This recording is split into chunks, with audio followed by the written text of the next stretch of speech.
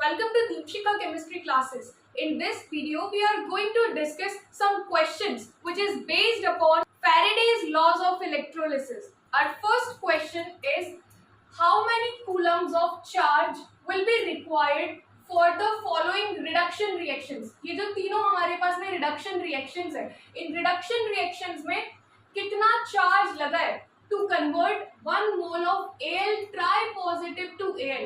यहाँ पे क्या हुआ है कि एल्यूमिनियम ट्राई पॉजिटिव जो है ये कन्वर्ट हुआ है एल्यूमिनियम मेटल में. अगर यहाँ पर एल्यूमिनियम ट्राई पॉजिटिव मतलब आयन टू मेटल अगर कन्वर्जन हुआ है, it means that it requires 3 electron. जब कभी भी हम लोग कोई रिडक्शन रिएक्शन बनाते हैं तो उस रिडक्शन रिएक्शन में क्या होगा, जो भी हमारा आयन होगा, आयन जितने भी इलेक्ट्रॉन्स की नीड है उतने इलेक्ट्रॉन्स को एक्सेप्ट करके क्या बन जाता है, मेटल बन जाता है. तो यहाँ पर 3 इलेक्ट्रॉन्स विल बी रिक्वायर्ड. जैसे कि हमने अपनी लास्ट वीडियो में देखा था कि अगर हम लोगों को चार्ज निकालना है तो चार्ज निकालने के लिए क्या करना होगा, जितने भी नंबर ऑफ इलेक्ट्रॉन्स इन्वॉल्व्ड है उनको मल्टीप्लाई करना होता है फैराडे से. जो फैराडे का वैल्यू होता है वो होता है 96500 कूलम. सो यहाँ पर to convert 1 mole of Al tripositive to Al, 3 into 96500 coulomb of charge will be required. Al ट्राइपॉजिटिव से Al में कन्वर्जन के लिए जो चार्ज लगेगा वो कितना लगेगा, 3 into 96500 coulomb. 289500 coulomb of charge will be required to convert 1 mole of aluminium tripositive to aluminium metal. इतना चार्ज हमको लगेगा. So this was our first part of this question. इसके बाद ये जो सेकेंड पार्ट है इसको देखते हैं. अब सेकेंड पार्ट में क्या बोला है कि हमको यहाँ पर 1 मोल ऑफ कॉपर डाइपॉजिटिव आयन को कन्वर्ट करना है कॉपर मेटल में. तो यहाँ पर भी रिडक्शन रिएक्शन बनाना होगा. जितना भी नंबर ऑफ इलेक्ट्रॉन होगा बस उसको सिंपली मल्टीप्लाई करना है फैराडे से. जो रिडक्शन रिएक्शन बनेगा फॉर कॉपर वो क्या बन जाएगा, Cu dipositive accepts 2 electron and then become copper metal. यहाँ पे जो चार्ज हमको लग रहा है, this charge is equals to 2 faraday. 2 faraday means 2 into 96500 coulomb. On solving this we get 193,000 coulomb of charge will be required to convert 1 mole of Cu dipositive ion to Cu. And then next, इसका third part देखते हैं. In third part of this question we have to convert MnO4 negative to Mn डाइपॉजिटिव. अब इन दोनों के बीच में कितना difference है, we have to identify this.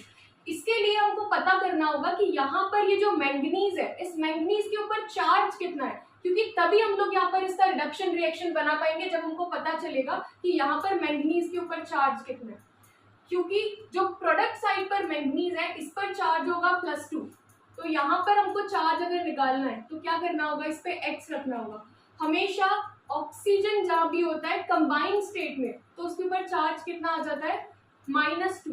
तो इन सब को सॉल्व करने के बाद x प्लस -2 इंटू 4, क्योंकि ऑक्सीजन के यहाँ पे 4 एटम्स है और इस पे होल चार्ज -1 लगा हुआ है. तो हम लोग इक्वल करके क्या लगाएंगे, -1. अगर कुछ नहीं होता तो फिर हम लोग यहाँ पे क्या लिखते हैं, 0. इक्वल करके हम लोग फिर 0 कर देते हैं वहाँ पे. x plus minus minus 4 2 8. So we get +7. यहाँ पे जो x का वैल्यू होगा वो कितना होगा, +7 होगा. मतलब मैंगनीज के ऊपर जो चार्ज है वो कितना है, +7 है. अब यहाँ पर +7 से +2 के बीच में जितना भी डिफरेंस आ रहा होगा उतने इलेक्ट्रॉन्स यहाँ पे रिक्वायर्ड है. 5 इलेक्ट्रॉन्स यहाँ पे रिक्वायर्ड है. So the charge required 5 Faraday. 5 Faraday is 5 into 96500 coulomb.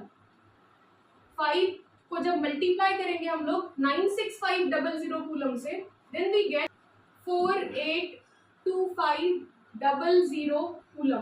तो इतना चार्ज लगेगा to convert 1 mole of MnO4 negative to Mn di positive. इस तरह से हम लोग किसी भी रिडक्शन रिएक्शन में कितना चार्ज लग रहा है वो हम लोग इजीली निकाल सकते हैं।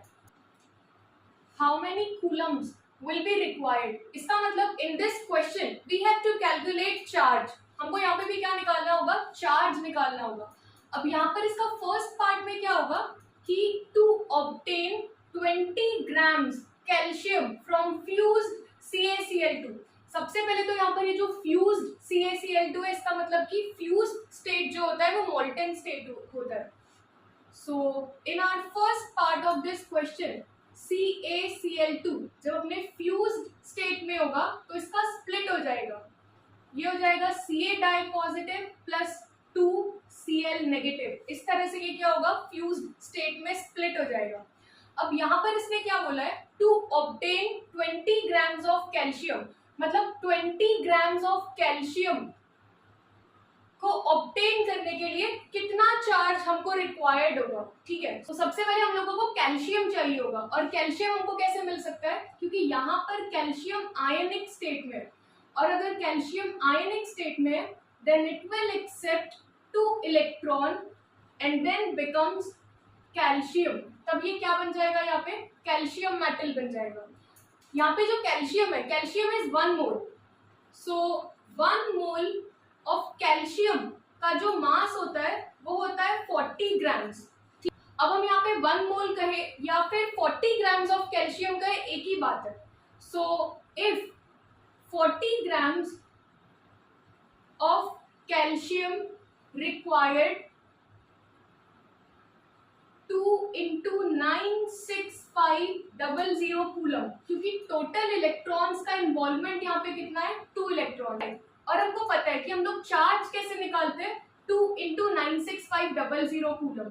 अगर 40 ग्राम कैल्शियम को इतना चार्ज लगाए तो क्वेश्चन के अकॉर्डिंग 20 ग्राम ऑफ कैल्शियम को कितना चार्ज लगा होगा, तो ये भी हमको निकालना होगा। तो यहाँ पे हम लोग इसको क्या कर देंगे, x, क्योंकि 20 ग्राम ऑफ कैल्शियम का चार्ज कितना लगा है, this we have to calculate. So after solving all these equations, यहाँ पे क्या होगा, जो x है this we have to calculate. x is equals to, अगर हम इसका क्रॉस मल्टीप्लीकेशन करें, so x is equals to 2 into 96500, जो 20 ग्राम है वो यहाँ के मल्टीप्लाई हो जाएगा इंटू 20 अपॉन, ये जो 40 रहेगा ये इसके डिनोमिनेटर में चला जाएगा, ये हो जाएगा अपॉन 40। 21 सा 20, 22 सा 40, 2 से 2 कैंसिल हो जाएगा। x का जो वैल्यू आ जाएगा it is 96500 coulomb. It means that जितना चार्ज हमको लगा है to obtain 40 grams of calcium from fused CaCl2 is 96500 coulomb। 1 Faraday charge लगेगा to obtain 40 gram calcium from fused CaCl2। Next part of this question is 50 grams aluminium चाहिए from fused Al2O3। बिल्कुल same है जैसे कि अभी हमने calcium chloride का जो 20 ग्राम में कितना चार्ज लगेगा वो निकाला है, वैसे ही 50 ग्राम ऑफ एल्यूमिनियम में कितना चार्ज लगेगा 50 ग्राम एल्यूमिनियम को ऑब्टेन करने में। So second part of this question is, पहले तो फ्यूज्ड Al2O3 को जब हम लोग स्प्लिट करेंगे तो ये स्प्लिट हो जाएगा Al ट्राई पॉजिटिव में एंड O2 में। अब इक्वेशन को बैलेंस करना है, अगर हम लोगों को इक्वेशन को बैलेंस करना है तो एल्यूमिनियम के आगे 2 लगाना होगा, क्योंकि रिएक्टेंट साइड में एल्यूमिनियम के 2 एटम्स गिवन है। एंड ऑक्सीजन को बैलेंस करने के लिए, क्योंकि 3 ऑड नंबर आ जाएगा तो इसको क्या करोगे, 3/2 से डिवाइड कर दोगे। ठीक है, तो हमारे पास में अभी फाइनली एक इक्वेशन बैलेंस हो गई है। अब जो 1 मोल ऑफ एल्यूमिनियम होता है उसका जो मास होता है वो 27 ग्राम्स होता है, लेकिन यहाँ पे हमारे पास में 2 मोल्स ऑफ एल्यूमिनियम है। अगर 2 मोल्स ऑफ एल्यूमिनियम है इसका मतलब क्या कि इसको हमको मल्टीप्लाई करना पड़ेगा 2 into 27 से। we multiply 27 with 2. 2 into 27 gram of aluminium will required. अब ये कितना चार्ज रिक्वायर्ड कर रहा है ये हमको तभी पता चलेगा जब हम इसका रिडक्शन रिएक्शन बनाएंगे, क्योंकि हम लोगों को एल्यूमिनियम ऑब्टेन करना है, और अगर एल्यूमिनियम चाहिए होगा तो यहाँ पे क्या करना पड़ेगा, एल्यूमिनियम ट्राई पॉजिटिव का रिडक्शन रिएक्शन बनाना होगा. Aluminium will accept 3 electrons and become aluminium metal. ठीक है, लेकिन यहाँ पे हमारे पास में एल्यूमिनियम 2 है, तो ये 2 3 कितना हो जाएगा, 2 3 6, और यहाँ पे भी हमको क्या लिखना होगा, 2 लिखना होगा. इस पूरी इक्वेशन को हमने मल्टीप्लाई कर दिया 2 से, then we get 6 electron, and if we get 6 electron then we have to multiply this 6 with 96500 coulomb. ये हो जाएगा 6 फैरेडे. अगर 2 into 27 ग्राम ऑफ एल्यूमिनियम को इतना चार्ज लग रहा है तो 50 ग्राम्स ऑफ एल्यूमिनियम को कितना चार्ज लगेगा, तो हम लोग यहाँ पे क्या लिख देंगे, x. बिल्कुल सिंपल सी बात है. अब यहाँ पे हम लोग क्या करेंगे, इन सबका क्रॉस मल्टीप्लीकेशन. जो यहाँ पर है, जो नीचे डिनोमिनेटर में है, उसको ऊपर साइड पे न्यूमरेटर में भेज देंगे. x इज इक्वल्स टू, ये हो जाएगा 6 into 96500. 50 will be multiplied by this upon 2 into 27. इन सबको कंप्लीट सॉल्व करने के बाद 3 2 6, 2 9 27, 2 से 2 कैंसिल हो जाएगा. इन सबको सॉल्व करने के बाद जब हम लोग इस फैरेडे को 1 फैरेडे को मल्टीप्लाई करेंगे 50 से और फिर उसको डिवाइड कर देंगे 9 से, then we obtain 5 3 6 111 coulomb of charge. So इतना चार्ज लगेगा to obtain 50 grams of aluminium from this fused Al2O3. In this question there are 3 electrolytic cells. यहाँ पे हमारे पास में 3 electrolytic cells है, A, B and C. जो A नाम का सेल है, A के अंदर जिंक सल्फेट है, B सेल में सिल्वर नाइट्रेट है एंड C सेल में कॉपर सल्फेट है, और ये सारे सीरीज में कनेक्टेड है. ठीक है, जैसे कि हमको पता ही है जो इलेक्ट्रोलिटिक सेल होते हैं according to Faraday's second law, ये सब सीरीज में कनेक्टेड है. ठीक है, a current of 1.5 ampere is pass through them. इनमें कितना करंट पास हो रहा है, current is 1.5 ampere until 1.45 gram of silver is deposited at the cathode of cell B. How long did the current flow? What mass of copper and zinc were deposited? तो यहाँ पे हमको देखना है कि कितना टाइम तक करंट फ्लो हुआ है. यहाँ पे हमको टाइम निकालना है. मास ऑफ कॉपर एंड जिंक कितना डिपॉजिट हुआ वो देखना है, और 1.45 ग्राम ऑफ सिल्वर में कितना करंट हमको रिक्वायर्ड होगा, कितना चार्ज हमको रिक्वायर्ड होगा, this we have to calculate. So first we start with silver nitrate.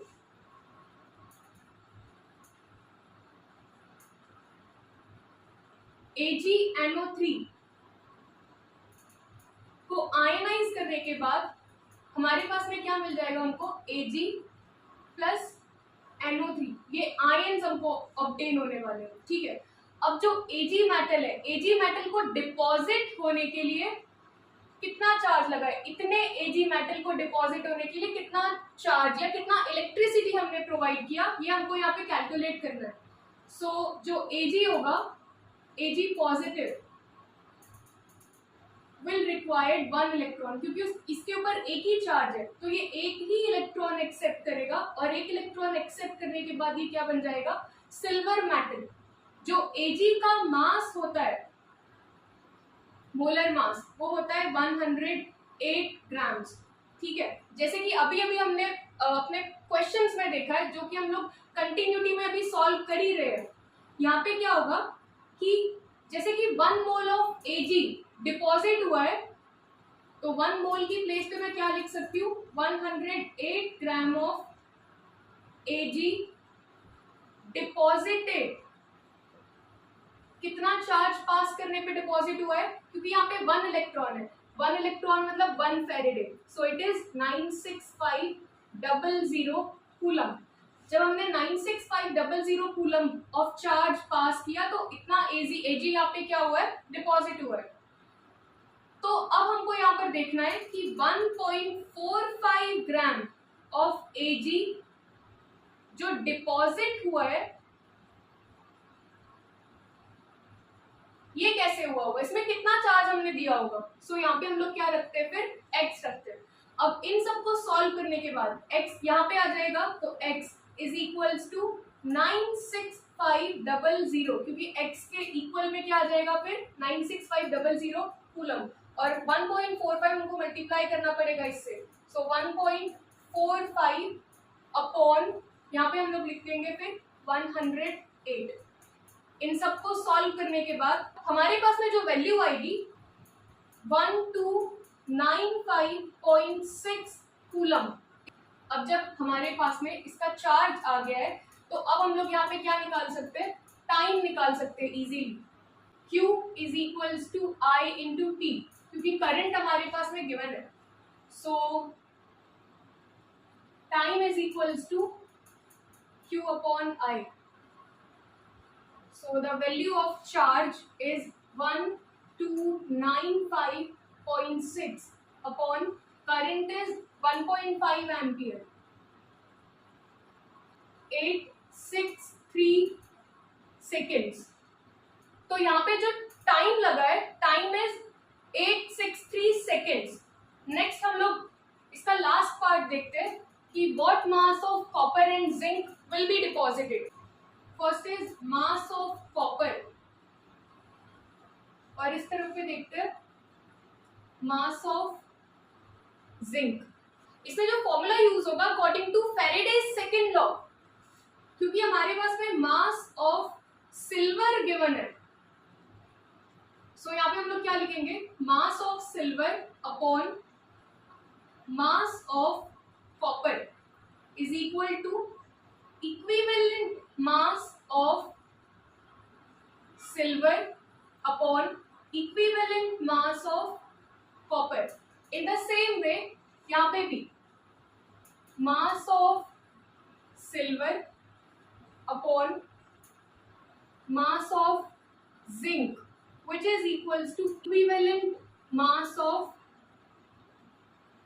Ag upon equivalent mass of Zn.